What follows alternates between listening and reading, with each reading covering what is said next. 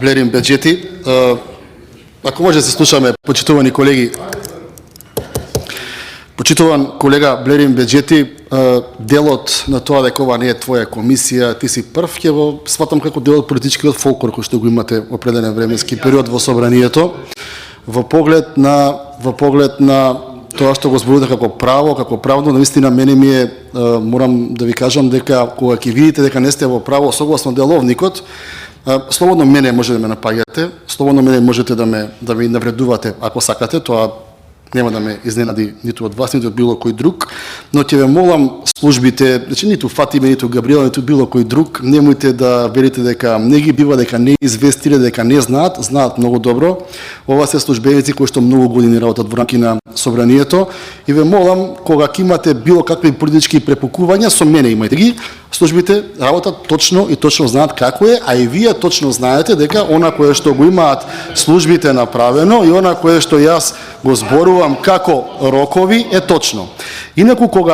зошто, еве да ви биде и вас јасно, бидејќи вие тогаш бевте градоначалник на општина Сара и не бевте пратеник преходниот мандат кога се преговараше во врска со деловникот,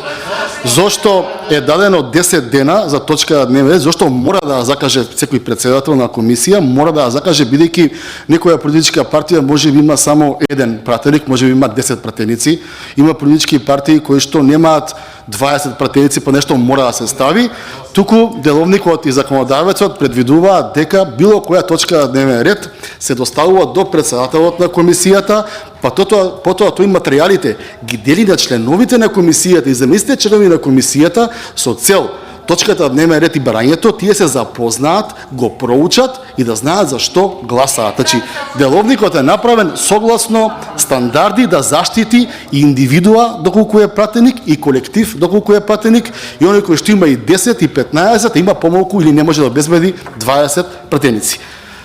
Доколку нема понатамошни процедурални, за днешната седница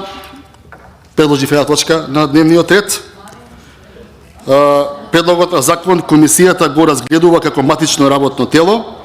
а материјалите по точката од дневниот ред ви се доставени, односно поделени. И сега доаѓаме до прашањето кое што мора да се постави, дали има предлози за изменување и дополнување на дневниот ред. Повелете колега Елмир Зири, требаше една реченица да почекате и немаше да има потреба од овој циркус. Ваше